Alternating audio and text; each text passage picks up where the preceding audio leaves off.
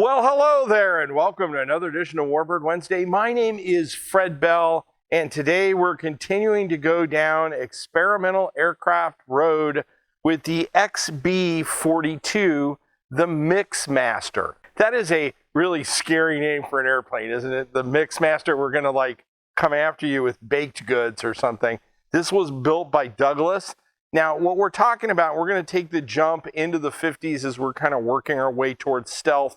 But these are all airplanes, like we did the Wing last week, that were either pre-war or mid-war, and then really didn't survive the transition after we were moving to jets, because things changed really quickly.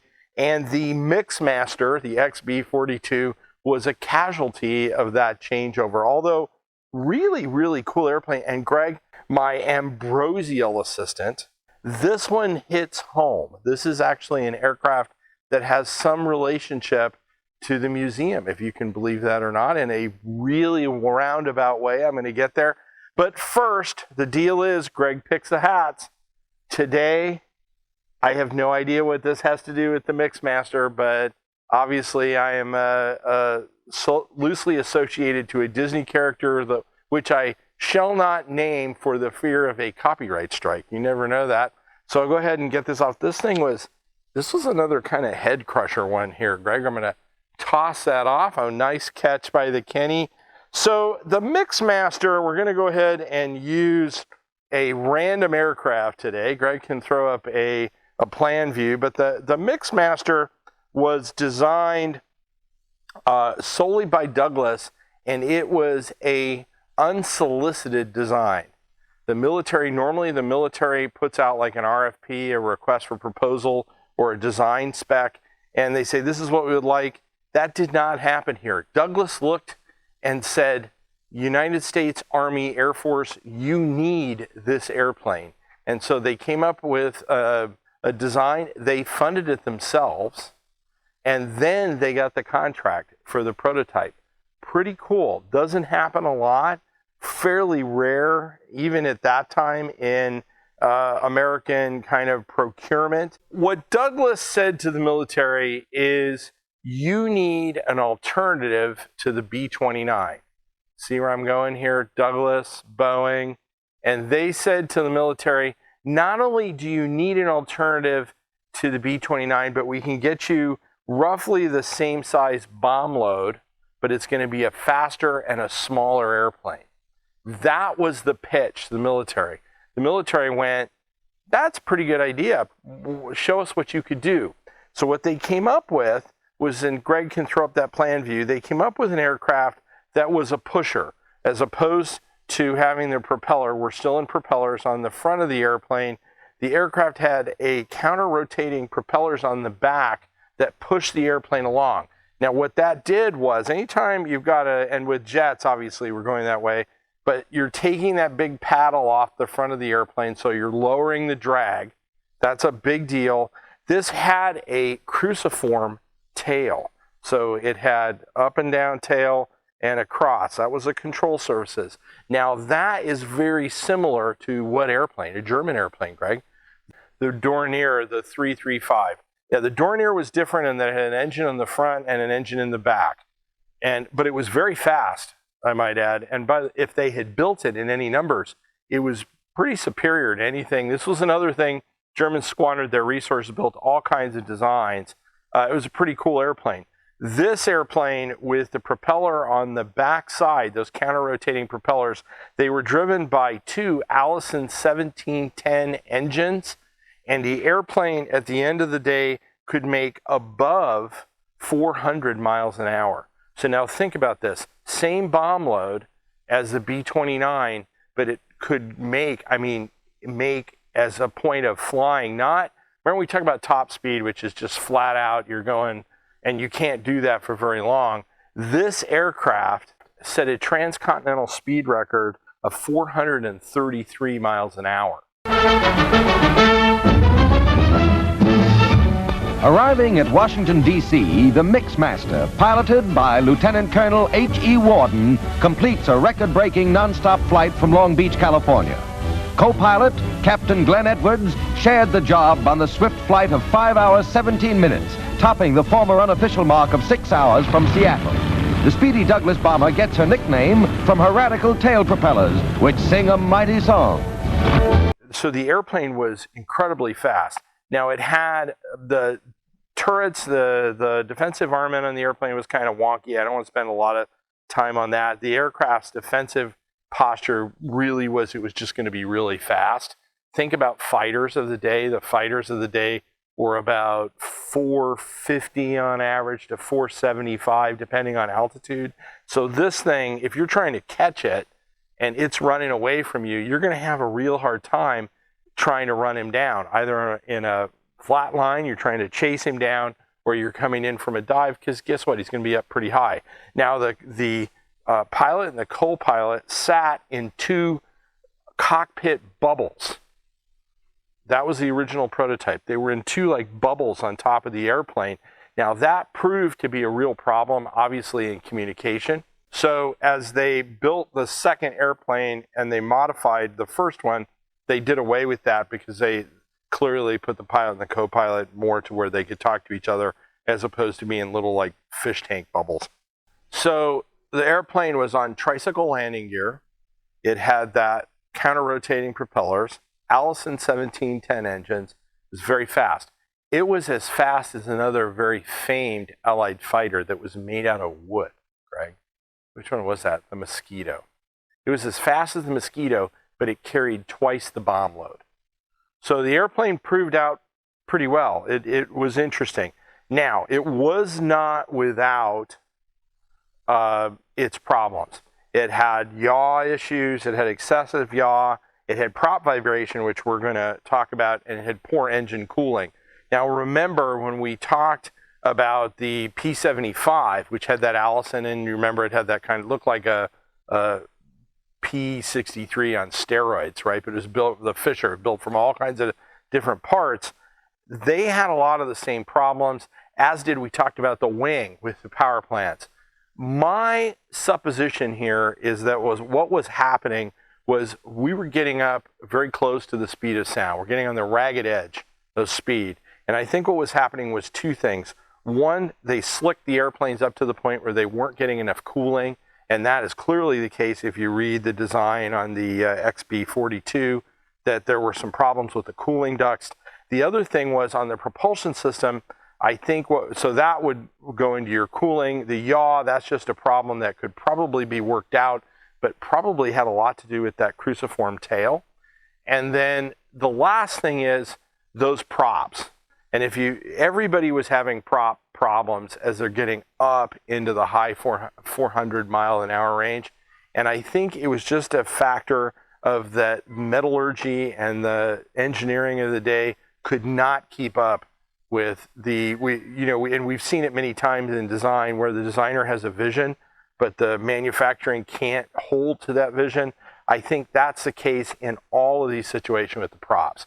We had reached a point where we were pushing the props too hard with the metallurgy and the design that we had at the time, and they were just coming apart. And you could see it in every experimental airplane that's coming out of that late 1940s, early 1950s. They were having prop problems with every one of them.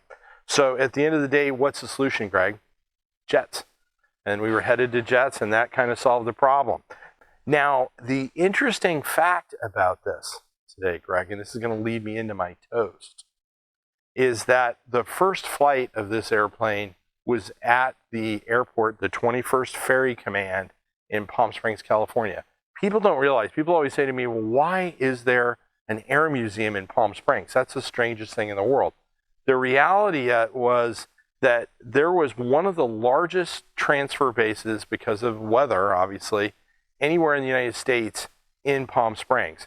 And the military airfield predated the commercial airfield. The transport airfield for private passengers really didn't come about until like 1961.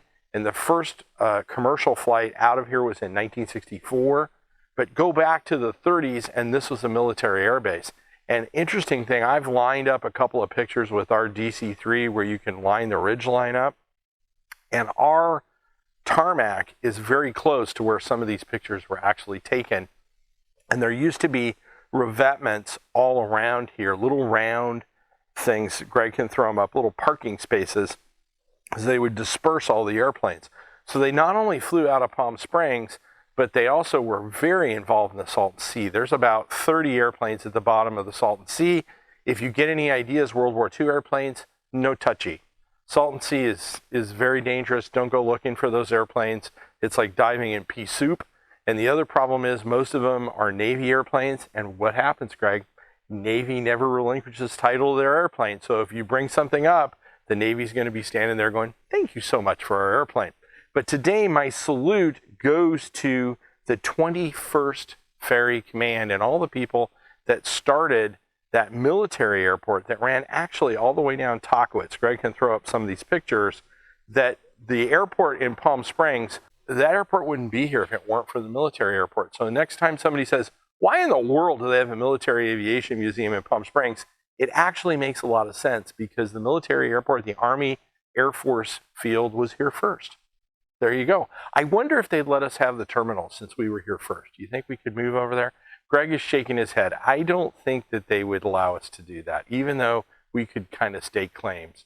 So today, Greg has got me, we're close to Easter, so he's keeping with the, at least with the soda, the Easter theme. With Jones, got the memo on the cane sugar soda. This is a grape soda. Greg, I commend you. It's actually cold, which is, you're breaking your range of normally serving this gruel to me lukewarm. 170 calories, sodium 35 milligrams. It's got a lot of sugar in it. Let's just keep it at that. So we'll go. Now this is a twist off. I don't know, Greg. Oh, there was a little bit of a, yeah, we got it. A little bit of a pop there. Oh, look at this. This is fine grape soda.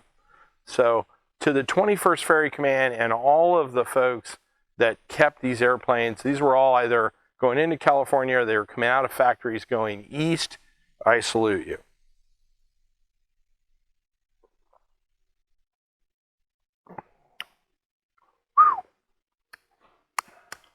You know how you have that like really sweet kid soda? That's what this is. This is super sweet. Oh my goodness.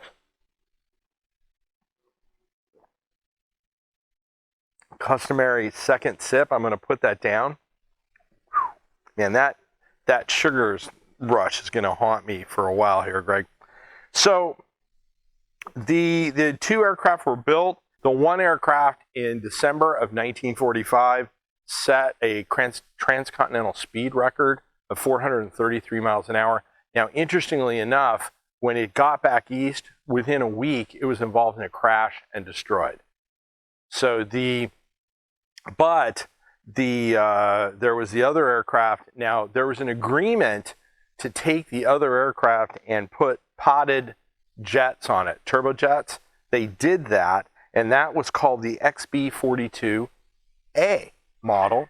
They used that, and that airplane, now here's amazing, that aircraft with the potted jets got up to 488 miles an hour. That tells you how slick that airplane was. So they had kind of run out of gas on the design. The war was over. They didn't need a high-speed kind of penetrating bomber anymore, and they were already committed. We talked about the B-36. Why go with something that's small and fast where you can build something that's the size of Montana that you can see coming from 400 miles away in the B-36? I never saw a B-36 fly. I have seen one of them. I do not understand the thinking behind that airplane, but it did carry an atomic bomb. It could stay up for a long time. You B-36 aficionados, I'm not trying to insult you. There are going to be people in the comments, why do you hate the B-36? I don't. It is just the size of a small continent. It's one of the biggest I think it is one of the biggest airplanes that's ever operated. And but you could see they were going away from any of these smaller designs.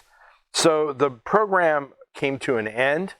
The aircraft the one surviving aircraft was put into storage, and it went into history. It is part of the Air Force Museum and will to my understanding, it is not restored, but it is going to go in their experimental hall. So that's kind of cool. Unusual that you have something like that, such a low build, survive, but one of the prototypes has survived. Let's hope one day that we can actually check it out. I think it'd be a cool airplane to see. It's even cool, you know, when we talked about the Fisher, the fact that that airplane survived, given the fact of how kind of an oddball airplane it is, so it survived. So this one did as well. Now this, and Greg can throw it up, we're not going to do it today. They did go on experiment with this airplane with the XB-43, the Jetmaster, because if you're sticking with Master, if you're going from mix with the props, you might as well go to Jet. And if you're going to put a rocket on it, it can be the Rocket Master. Why reinvent the wheel, right? So they went with the XB-43, the Jetmaster. Obviously, you don't hear about the Jetmaster because nothing came of that, but it came and went. And then, oddly enough, Douglas used a lot of the design cues in the DC-8 when they were working on the DC-8 fuselage. So a lot of the development of the airplane kind of went on to those passenger aircraft later in life. So the airplane does live on in some, in some commercial design. Now, if you like Douglas product, this is a new shirt in the inventory. Jason is really outdoing himself. This is obviously a Douglas Aircraft Company product, a C-47. You can go out and click on the link, and Jason will send this to you, happily send this to you. I am in the Pacific hangar today, and we actually have the early airport wedge, we call it, which has all the cool things about Palm Springs.